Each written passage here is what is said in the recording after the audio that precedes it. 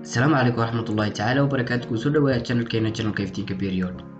maanta fiidiyogan waxaan kusoo qaadan doonaa barnaamijkeennii ma ogsoontahay qaybtii saddexaad.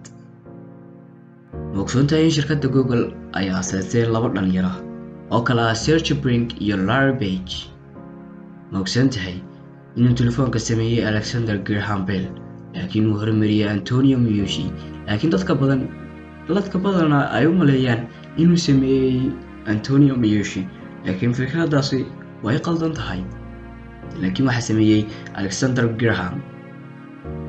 ma ogsoontahay ciidii samaysay YouTube-ka ay ahaayeen saddex dhalinyaro oo kala ah Jawed Karim, Steve Chen iyo Charles Hurley, laakiin ayna gacanta ku hayn laakiin ay gacanta ku hayso imika shirkadda Google ay kaga iibsatay dhalinyarada qiimo dhan 1 bilyan iyo 5 milyan.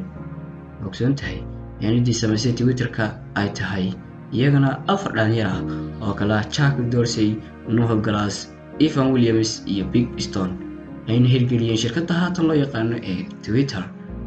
ma ogsoontahay inuu yahay ciidii samaysay shirkadda Instagram ay tahay Kevin Systrom, laakiin nafsideeda waxaa isagana ka iibsatay shirkadda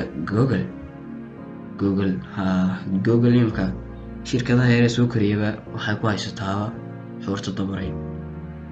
ma ogsoontahay shirkaddii hore ee Nokia inay sameeyeen 3 nin sanadii 1856 raggaas oo ah kala Frederick Einstein, Leo Macellini iyo Edward Wolin, laakiin ay ugu dambeyntii baabaday 2010 kadib markii ay ku jeestay shirkadda systemka ama shirkadda Android.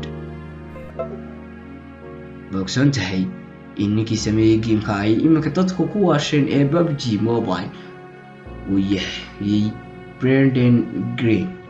ma ogsoontahay in hirgeliyaasha systemka Android-ka hirgeliyay ay yihiin 3 nin kuwaas oo kala Andy Rubbish, Rich Manor iyo Nick Sears, laakiin iyagana waxaa ka iibsatay shirkadda Google. xorta dabaray bad ku haystaa shirkadaha cusub ee soo kobcay. ma ogsoontahay in hirgeliyaasha ama sameeyayaasha shirkadda Tecno uu yahay George Shou, kaas oo hirgeliyay sanadu markay ahayd 2006. ma ogsoontahay inuu yahay ninka sameeyay shirkadda Samsung inuu yahay Lee Byung-chul, kaas oo markii hore ku bilaabay dukaankiisa khudradle. intaas ayaan kusoo gabagabeynaya barnaamijkeena maanta. anigoo ah Qays Axmed Maxamed, sidaas aan dhaafay sida iyo fi amaan illaahi wa xifdihi.